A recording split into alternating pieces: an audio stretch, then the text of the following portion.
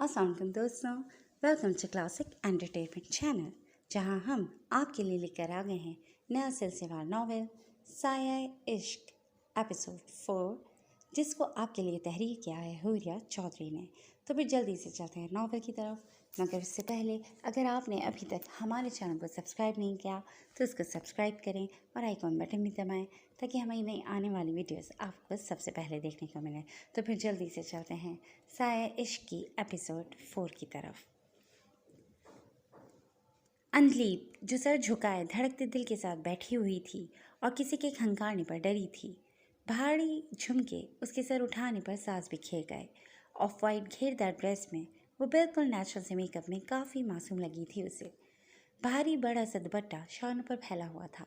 जब आंखों में डर लिए वो सामने देखने लगी, उसे हमेशा उसकी इन आंखों में नमी को ठहरते देखा था।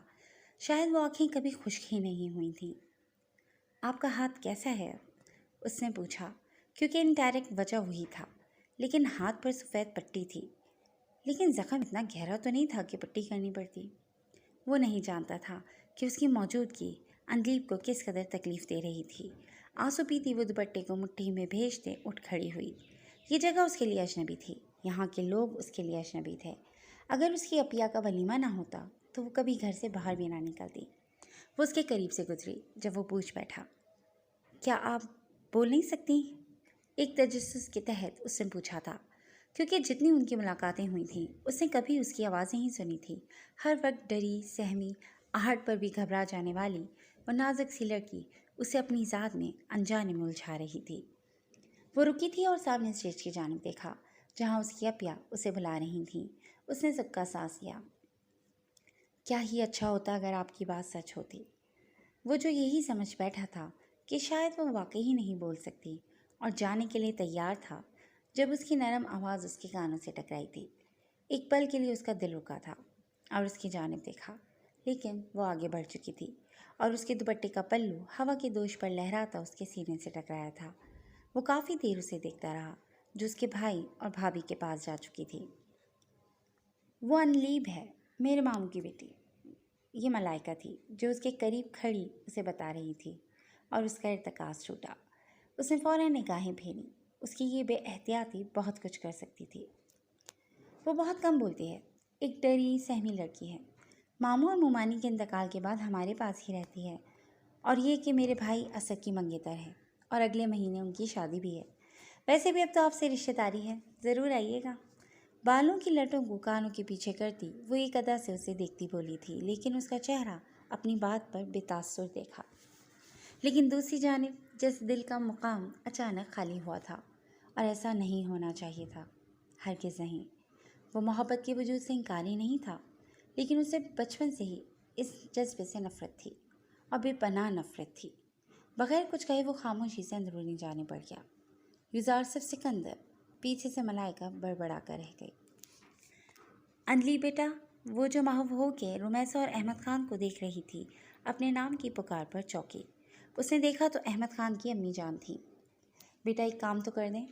वो उसके पास आती गोया हुई। वो अपनी जगह से उठ खड़ी हुई, लेकिन बोली कुछ नहीं। अंदर सामने लाउंज में हमारी मुलाजमा परवीन है, उसे तो बुलवा दें प्लीज़। वो प्यार से उसका गाल थपथपाती बोली। अंजलि बंदर से काफ़ी हिचकिचाहट का शिकार थी, लेकिन कुछ बोल ना सकी। वो तो जा चुकी थी, लेकिन कई पल उधर ही खड़ी रही। आसपास रंग बिरंगी दुनिया थी और वो इन रंगों से अनजान। हिम्मत करते वो घर के अंदरूनी हिस्से की जाने बढ़ी, और अंदर जाते हुए वो चंद पल रुकी। क्या वो सारी ज़िंदगी ऐसे ही डर डर के गुजार देगी? क्या कभी उसके अंदर एतमाद पैदा होगा? लाउंज में कदम रखते ही उसे परवीन नज़र आई थी। उसने पुकारना चाहा, लेकिन फिर रुक गई। एक नज़र उस पर आसाइश लाउंज पर डाली, जो चारों तरफ से डेकोरेशन पीसेस से घिरा हुआ था। फिर एक कदम आगे बढ़ते मुलाजमा के नज़दीक हुई। वो आपको? अनलीब ने इतना ही कहा था कि वो मुड़ के देखने लगी, जो किसी काम में मगन थी। जी, मुलाजमे ने जवाबन कहा। वो आपको बाहर बड़ी वाली आंटी जान बुला रही हैं। वो बहुत मासूमियत के साथ नहायत नरमी से गोया हुई थी। जी, आपका मतलब मरियम बीबी जी? मुलाजमा ने दोहराया, जिस पर अनलीब ने सर हिलाया। वो सर हिलाती बाहर को निकल गई, जबकि अनलीब वहीं खड़ी लाउंज का जायज़ा लेने लगी। वो एक शो पीस के पास आई, जो उसे ताजमहल की इमारत लगी थी। وہ بہت خوبصورت تھا، لیکن وہ اسے چھونے کی ہمت نہ کر پائی۔ یہ خیال آتے کہ وہ اس وقت کہاں ہیں، جلدی سے واپسی کے لیے مڑی۔ لاؤنج اور بیرونی دروازے کے درمیان سیڑھیاں آتی تھیں، اور جب وہ سیڑھیوں کے پاس پہنچی اسے کسی کے قدموں کی آواز سنائی دی۔ دیکھا تو وہی احمد خان کے چھوٹے بھائی نیچے آ رہے تھے۔ وہ فوراً پیچھے ہٹی اور نظروں سے اوجھل ہونے کے لیے دیوار کے ساتھ لگی، لیکن ایسا کرتے اس کے زخمی ہاتھ کا بری طرح دیوار کے ساتھ تصادم ہوا، جس سے اس کی ہلکی سی چیخ برآمد ہوئی۔ یوزارسف، جو کپڑے تبدیل کر کے اس وقت شلوار قمیض میں موجود تھا اور باہر کی جانب بڑھ رہا تھا، کو کسی کی کراہنے کی آواز نے اس کے قدموں کو روکا تھا۔ وہ آخری سیڑھی پر تھا اور باہر جانے کی بجائے پیچھے کی طرف مڑا، جہاں دیوار کے ساتھ لگی اسے اندلیم نظر آئی تھی۔ اس نے سختی سے آنکھیں بند کی ہوئی تھیں اور چہرے پر تکلیف ضبط کرنے کے آثار، جبکہ ہاتھ کو پکڑ رکھا ہوا تھا۔ "Are you okay?"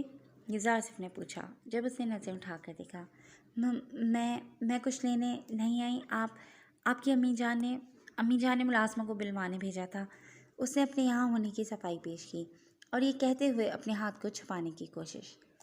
"میں نے یہ نہیں پوچھا، میں نے پوچھا ہے کہ کیا آپ ٹھیک ہیں، اور اپنا ہاتھ دکھائیں." یوزارسف نے اپنی بات کہی۔ نہیں، میں ٹھیک ہوں، اس نے کافی ضبط کرتے ہوئے کہا، ورنہ ہاتھ جس طرح دکھا تھا اس کا دل تو رونے کا کر رہا تھا۔ "اپنا ہاتھ دکھائیے." اس نے کہتے ہوئے اس دفعہ اپنا ہاتھ بھی آگے کیا تھا۔ اب تو جواب بھی دے دیا، بس وہ اب رو دینے والی تھی۔ لیکن اس دفعہ یوزارسف نے کہا نہیں تھا، بلکہ خود اس کا ہاتھ تھاما تھا اور دیکھ کر ہونٹوں کو آپس میں سختی سے پیوست کیا، جہاں سفید پٹی خون سے سرخ ہو رہی تھی۔ اندلیب نے ہاتھ چھڑوانا چاہا، لیکن یوزارسف نے وہ ڈھیلی ہوئی خون سے سرخ پٹی کو اتار دیا، اور پھر اس کے کھلتے لب ساکت ہوئے تھے۔ یہ اس دن والا زخم تو ہو نہیں سکتا تھا۔ "یہ کیا ہے؟" وہ سنجیدگی سے گویا ہوا تھا۔ نظریں ابھی بھی ہاتھ پر تھیں، جہاں جلد جلی ہوئی تھی اور خون نکل رہا تھا۔ "رہنے دیں." اور اب حقیقتاً اندلیب کی آنکھوں سے آنسو نکل پڑے تھے۔ "میں نے پوچھا ہے کہ یہ کیسے ہوا؟" اب کی دفعہ یوزارسف نے بھی سختی سے پوچھا تھا، کہ دیوار کے ساتھ لگی اندلیب کی سانسیں خشک ہوئی تھیں۔ ایک تو یہ کسی سوال کا سیدھا جواب نہیں دے رہی تھیں، اور دوسرا اتنا زخمی ہاتھ دیکھ کر یوزارسف کو کچھ ہو رہا تھا۔ وہ چائے بناتے چائے گر گئی تھی۔ وہ تو یہاں آ کر پھنس ہی گئی تھی۔ بس یہی تھا کہ پھر کوئی دیکھ نہ لے، ورنہ نہ جانے کیا حال ہو۔ "اتنی بھی کیا لاپرواہی!" یوزارسف نے کہتے اپنی جیب سے فون نکالا اور شہریار کا نمبر ملایا، لیکن ہاتھ ابھی تک نہیں چھوڑا تھا۔ "شہریار، 1 منٹ کے اندر پروین کو لاؤنج میں بھیجو، ارجنٹ." اس نے اتنا کہتے فون بند کیا اور اسے لے کر لاؤنج میں موجود ایک صوفے پر بیٹھنے کا کہا۔ "فوراً فرسٹ ایڈ باکس لائیے."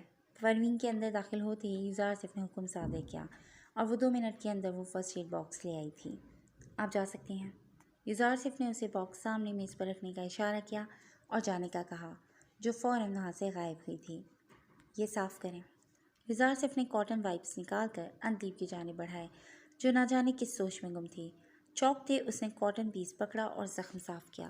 پھر اس نے آئنٹمنٹ نکال کر اندلیب کو دی، جس کا اس نے لیپ کیا۔ آخر میں بینڈیج کرتے ہوئے اندلیب کو مشکل پیش آئی، کیونکہ پچھلی دفعہ تو اس نے بغیر کچھ لگائے ایسے ہی پٹی کر لی تھی۔ کون سا کوئی کرنے والا تھا؟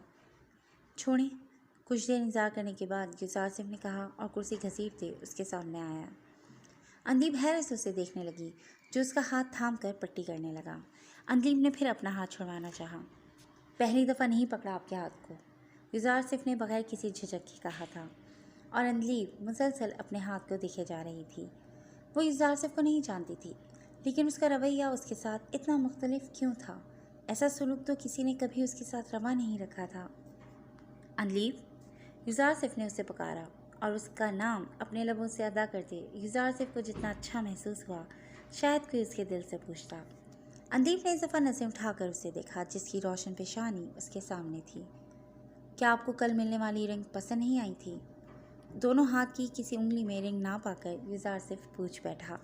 اندلیب یک ٹک اسے دیکھے جا رہی تھی، لیکن یہ کہتے ہوئے یوزارسف نے اسے دیکھا تک نہیں تھا۔ اندلیب نے اپنا ہاتھ کھینچا اور وہاں سے اٹھ کھڑی ہوئی۔ بنا کچھ کہے وہ وہاں سے فرار ہونے کے انداز میں نکلی تھی۔ پیچھے یوزارسف اپنے ہاتھ کو دیکھ کر رہ گیا، جہاں تھوڑی دیر پہلے کسی معصوم پری کا ہاتھ تھا۔ میری ساری کوششیں آپ کو دیکھتے ہی پانی کے تیز بہاؤ کی مانند بہہ جاتی ہیں۔ وہ جانتا تھا کہ اندلیب کو وہ برا نہیں لگتا، لیکن اچھا بھی تو نہیں لگتا تھا۔ "یہ نرم ہاتھ میرے ہاتھ میں تھما دیجیے۔ تھکا ہوا ہوں، ذرا دل کو حوصلہ دیجیے۔ از انور انجم۔ نہیں بہن، اب ہمیں چلنا ہوگا، مہمان بھی جانا شروع ہو چکے ہیں۔ ویسے بھی اسد تو دوستوں کے ساتھ گیا ہوا ہے اور میرے ساتھ تو 2 جوان لڑکیاں ہیں۔ مریم بیگم کے کہنے پر سفینہ بیگم انہیں بتانے لگیں۔ اب ویسے بھی ولیمے کا فنکشن بھی اختتام ہونے کو تھا۔ اس وقت سارے ایک جگہ اکٹھے ہو کر بیٹھے ہوئے تھے۔ رومیسا تو اندلیب کو اپنے پاس بٹھا کر نہ جانے کیا کیا بتا رہی تھی۔ تو آپ لوگ کیسے جائیں گے اس وقت؟ کسی کو کہتے ہیں کہ آپ کو چھوڑنا ہے؟ بی جان نے سفینہ بیگم، ملائکہ اور اندلیب کو دیکھتے ہوئے کہا۔ یوزارسف کدھر ہے؟ نظر نہیں آ رہا، سکندر خان نے پوچھا تھا۔ بھائی اپنے کمرے میں ہیں، کافی تھکے ہوئے لگ رہے تھے، بلا کر لاؤں؟ یہ مہنور تھی جو بڑے اشتیاق سے بولی۔ یوزارسف کے ذکر پر اندلیب کی نگاہیں فوراً اپنے ہاتھ پر گئیں۔ وہ کل کے پروجیکٹ پر کام کر رہا ہوگا، میں نے ہی اسے کہا تھا۔ سکندر خان کے کہنے پر جب نور یوزارسف کو بلانے گئی تو احمد خان گویا ہوا۔ 2 منٹ بعد مہنور کے ساتھ یوزارسف آتا دکھائی دیا۔ جی بابا جان۔ وہاں سب لوگوں کو ایک ساتھ بیٹھے دیکھ کر اس نے اپنے باپ کو مخاطب کیا۔ بیٹا آپ ذرا تھوڑا سا وقت نکال کر مہمانوں کو تو چھوڑیں۔ ان کے کہنے پر اس نے ایک نظر ان پر ڈالی اور بغیر کچھ کہے اپنا سر ہلایا۔ میں گاڑی نکالتا ہوں، وہ کہتا پورچ کی جانب بڑھ گیا۔ اس عرصے میں اندلیب نے سر اٹھا کر بھی نہیں دیکھا تھا، لیکن سفینہ بیگم تو خوش ہو گئی تھیں۔ یوزارسف اپنی جدید ماڈل کی ہیلکس کے سامنے کھڑا تھا۔ سفینہ بیگم ملائکہ کو لے کر آگے بڑھیں۔ جب ملائکہ نے فرنٹ سیٹ کا انتخاب کیا تھا وہ تو خوشی سے پھولیں نہیں سما رہی تھی۔ اندلیب رومیسا کو الوداع کہتی گاڑی کی جانب بڑھی۔ اس نے دروازہ کھولنے کی کوشش کی، ایک دفعہ نہیں کھلا، دوسری کوشش پر بھی نہیں کھلا۔ پھر یوزارسف نے آگے بڑھ کر ذرا زور سے دروازہ کھول کر دیا۔ وہ شاید کچھ زیادہ ہی نرم طبیعت کی لڑکی تھی جو ایک گاڑی کے دروازے کو بھی زور سے پکڑنا نہیں چاہتی تھی۔ یہ اس وقت یوزارسف سکندر کے ذہن میں آنے والی ایک نئی بات تھی، وہ بھی اندلیب کے متعلق۔ 2 سال پہلے۔ کچھ چاہیے اسد بھائی؟